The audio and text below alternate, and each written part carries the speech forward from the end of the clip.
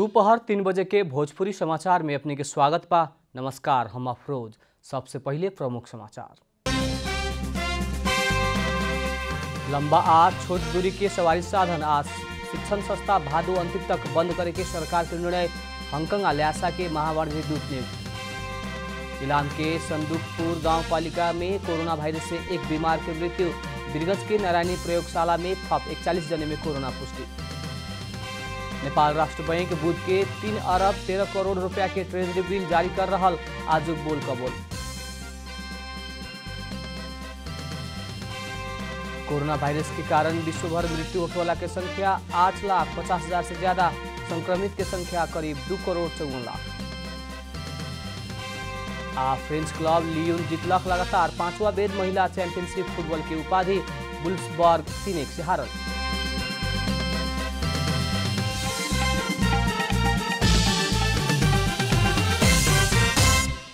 अब पूरा समाचार। सरकार लंबा आ छोट दूरी के यातायात के साधन शिक्षण संस्था भादो तकले बंद करे के निर्णय कैले बा। कालू बैठल मंत्री परिषद बैठक उ निर्णय कैल ऊर्जा मंत्री वर्षमान पुन संचार माध्यम के जानकारी देहनी। इससे पहले सरकार भादो 15 गते तकले यातायात आ शिक्षण संस्था बंद करे के निर्णय कैले रहे, लेकिन कोरोना संक्रमण के जोखिम कायम रहला से ऐसा निर्णय कैल गई बताओल गई बा।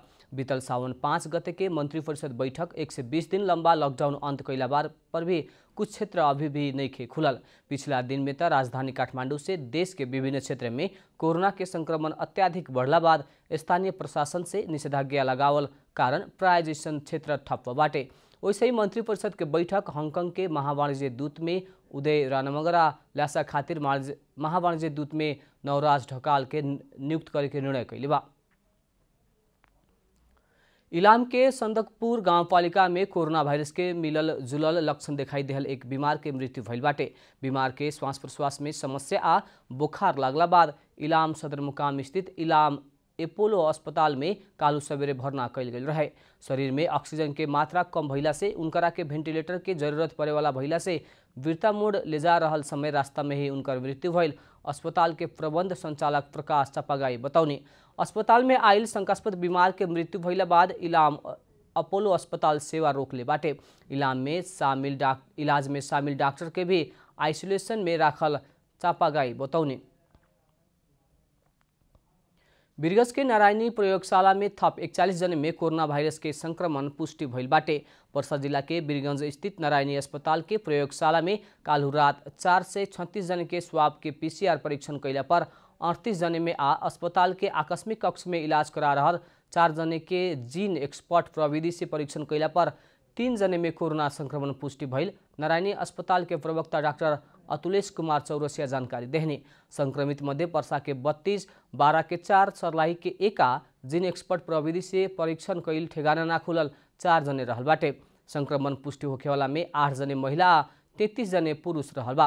पर्सा में बढ़ल 32 जने संक्रमित मध्य बिरगंज महानगरपालिका के 21 जने, कालिका माई गांवपालिका के 9 जने आ जीरा भवानी गांवपालिका के 2 जने बाटे। बिरगंज महानगरपालिका के वार्ड नंबर 11 के 12 जने, वार्ड नंबर 2 के 3 जने, वार्ड नंबर 20 के 2 जने आ वार्ड नंबर 5, 6, 13, 15 के 1-1 जने में संक्रमण पुष्टि भइल बा। वैसे ही कालिका माई गांवपालिका वार्ड नंबर 1 आ 4 के 4-4 जने आ वार्ड नंबर 3 में 1 जने में संक्रमण देखल गई बाटे। ऐसे ही जीरा भवानी गांवपालिका के वार्ड नंबर 2 के 2 जने रहल बाटे। वैसे ही बारा के कोलबी नगरपालिका के 3 जने आ महागढ़ीमाई नगरपालिका वार्ड नंबर 11 के 1 जने संक्रमित बाटे त 1 जने सर्लाही के रहल बा।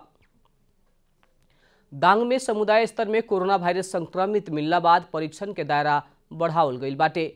जिला भीतर तेसर चरण में समुदाय स्तर में कोरोना संक्रमित खोजत स्वाब संकलन परीक्षण के कार्य तेज बनावल गई बा। घोराही उपमहानगरपालिका, तुलसीपुर उपमहानगरपालिका, राप्ती गांवपालिका, गढ़वा गांवपालिका लगायत के क्षेत्र में समुदाय स्तर में संक्रमित मिलला बाद कोरोना परीक्षण के दायरा बढ़ावल गई है। काल्हू मध्यरात से दांग में 1 हफ्ता खातिर निषेधाज्ञा लगावल गई बा। ई अवधि में समुदाय स्तर में कोरोना संक्रमित खोजेला PCR जांच के व्यापक बनाव के निर्णय जिला कोरोना संकट व्यवस्थापन समिति के बैठक निर्णय कैले बा। लमही नगरपालिका समुदाय स्तर में कोरोना संक्रमित खोजेला तेसरका चरण में परीक्षण करेला शुरू कैल स्वास्थ्य शाखा संयोजक लोकराज पौडेल बताउनी आज 65 जने के स्वाब लेहल गई बाटे। इससे पहले दोसर चरण करके 70 जने के नमूना लेहल गई रहे। जम्मा कैल नमूना के परीक्षण खातिर राप्ती स्वास्थ्य विज्ञान प्रतिष्ठान गोराई पठावल गई बा। भोजपुरी समाचार में अब छोट विश्राम।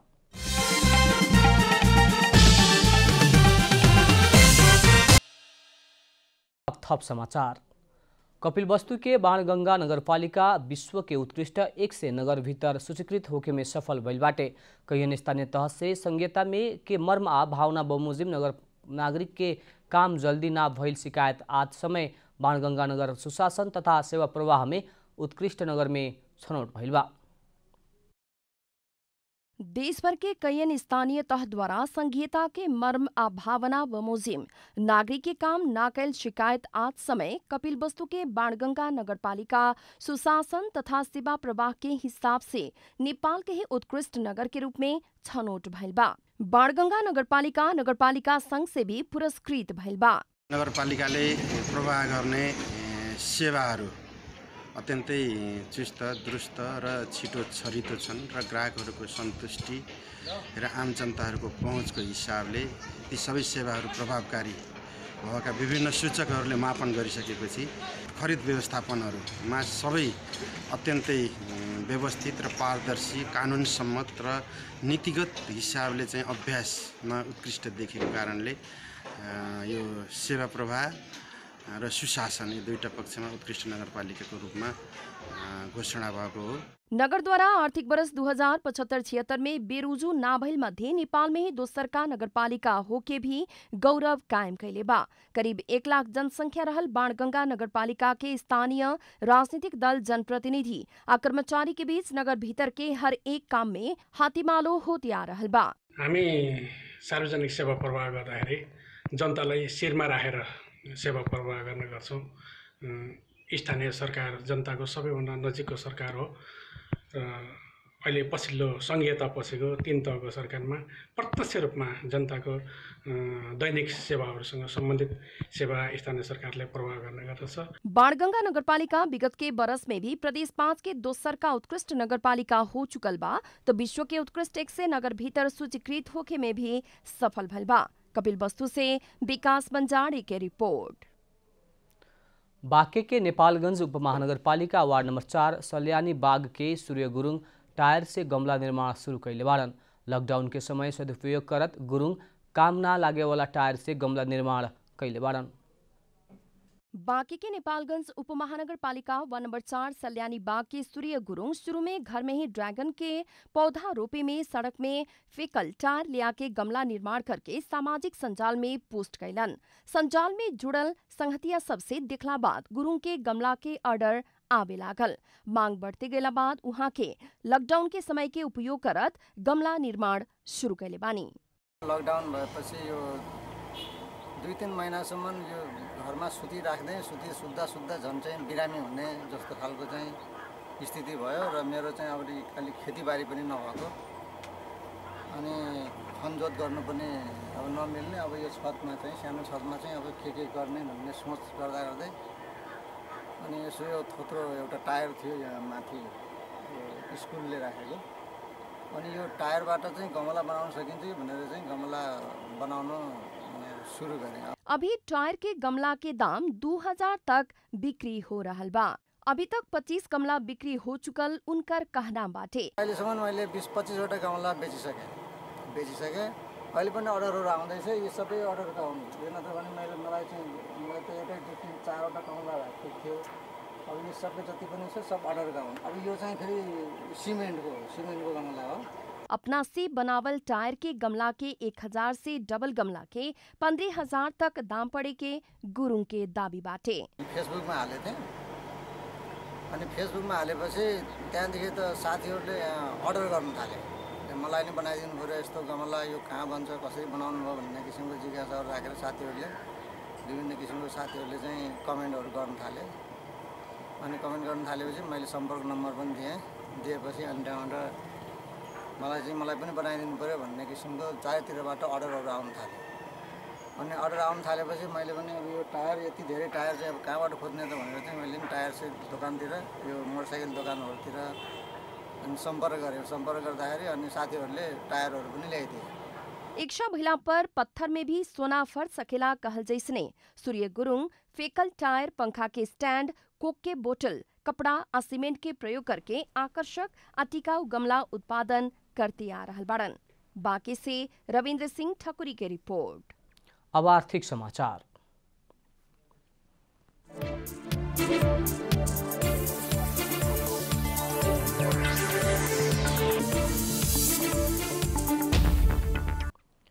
नेपाल राष्ट्र बैंक 3 अरब 13 करोड़ रुपया के ट्रेजरी बिल जारी करे वाला बाटे। केंद्रीय बैंक 91 दिन के अवधि खातिर ट्रेजरी बिल जारी करे लागल हुए। बुध के जारी होखे वाला ई ट्रेजरी के आजू बोल कबोल हो रहा बा। ई ट्रेजरी 2077 साल अगहन 16 गते परिपक्व होकी। ट्रेजरी बिल एक वर्ष से कम अवधि के आंतरिक ऋण उठावे वाला प्रयोग कइल जाए वाला अल्पकालीन सरकारी ऋण पत्र है।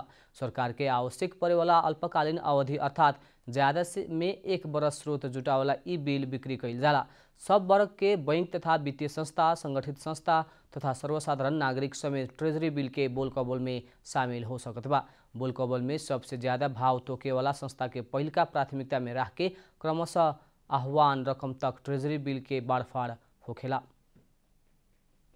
देश भर विभिन्न क्षेत्र में कार्यरत श्रमिक सब के पहचान करे के उद्देश्य से सरकार श्रमिक सूचना बैंक शुरू करे वाला बाटे।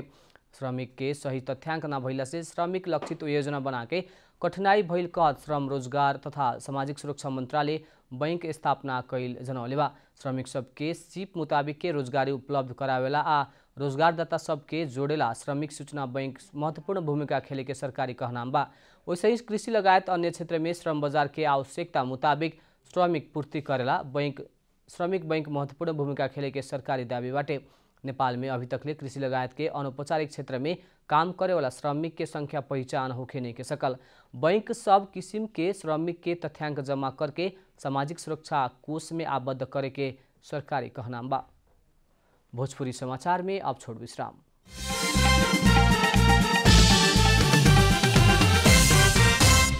भोजपुरी समाचार में अब अंतर्राष्ट्रीय समाचार।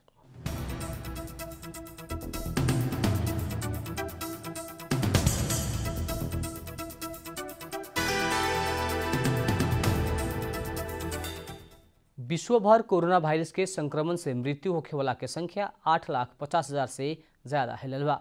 पिछला विवरण मुताबिक वायरस संक्रमित के संख्या करीब 2,54,00,000 पुगल बाटे त 1,78,00,000 बेसी इलाज के बाद ठीक होकर घर लौटल बा। सबसे बेसी मृत्यु आ संक्रमित अमेरिका में बाटे। अमेरिका में 61,71,000 बेसी संक्रमित के करीब 1,87,200 बेसी के मृत्यु भइल बाटे। कोरोना वायरस के कारण बहुते मानवीय क्षति भइल देश सब मध्य ब्राजील में 1,20,800 से बेसी, बेलायत में 41,400 से बेसी, इटाली में 35,400 से बेसी, फ्रांस में 30,400 से बेसी, रूस में 17,093 से बेसी के मृत्यु भइल बाटे त पड़ोसी देश भारत में 64,617 के मृत्यु भइल बा। 36,19,000 बेसी संक्रमित बाटे लोग। कतार सरकार श्रम संबंधी नया आदेश जारी करत श्रमिक खातिर न्यूनतम तलब निर्धारण कैले बा। इ नियम संगे ही सभी श्रमिक के मासिक रूप में न्यूनतम 1,000 कतारी रियाल मिली, रहे खातिर महीना के 500 रियाल आ खाना खातिर 300 रियाल मिली। नया आदेश में विदेशी श्रमिक खातिर नौकरी परिवर्तन कैला सहज व्यवस्था कैल गइल बाटे। इससे पहले कतार में विदेशी कामदार के समझौता अवधि तकले रोजगारदाता के अनुमति बिना नौकरी परिवर्तन करे ना मिले के व्यवस्था रहे। इ व्यवस्था के परिवर्तन करत कतार सरकार अब श्रमिक के अपना इच्छा मुताबिक काम करे वाला ठाव आ कार्यालय परिवर्तन करे मिले के व्यवस्था कैल गइल बाटे। वो खातिर श्रमिक के कमती में 1 महीना पहले लिखित जानकारी करावे के पड़ी। अब खेलकूद समाचार।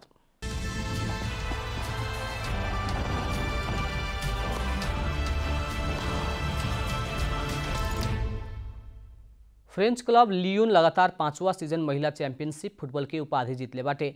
स्पेन के सन सेबास्टियन में कालू रात भइल फाइनल में वुल्फ्सबर्ग के 3-1 से हरा के लियोन उपाधि जीतलक हुए। लियोन खातिर पहिलका हाफ में यूजिन ली सोमार आ साकी कुमागाई गोल करके क्लब के मजबूत अवस्था में पुगौले रहे लोग। दोसर का हाफ में एलेक्साड्रा पोप वुल्फ्सबर्ग खातिर 1 गोल लौटौले रहली, लेकिन ओकरा बाद सारा बजोक खेल के अंतिम समय ओरे लियोन खातिर तेसरका गोल कैली आ क्लब के 3-1 से जीत दिलाउली। यूरोप में महिला फुटबॉल में बड़का प्रतिस्पर्धा में लियोन सन 2010 ने 9 गो फाइनल में शामिल होकर 7 बेर उपाधि जीतले बा।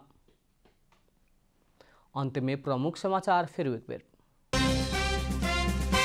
लंबा आ छोट दूरी के सवारी साधन आ शिक्षण संस्था भादो अंतिम तक बंद करे के सरकार के निर्णय। हांगकांग आ ल्यासा के महावाणिज्य दूत नियुक्त। इलाम के संदकपुर गांवपालिका में कोरोना वायरस से एक बीमार की मृत्यु। बिरगंज के नारायणी प्रयोगशाला में थप 41 जने में कोरोना पुष्टि। नेपाल राष्ट्र बैंक बुध के 3 अरब 13 करोड़ रुपया के ट्रेजरी बिल जारी कर रहा। आज बोल कबोल। कोरोना वायरस के कारण विश्वभर मृत्यु होने वाला की संख्या 8,50,000 से ज्यादा। संक्रमित की संख्या करीब 2 करोड़ 51 लाख। फ्रेंच क्लब लियोन जीतलक लगातार 5वां बेर महिला चैंपियनशिप फुटबॉल की उपाधि। वुल्फ्सबर्ग 3-1 से हारल।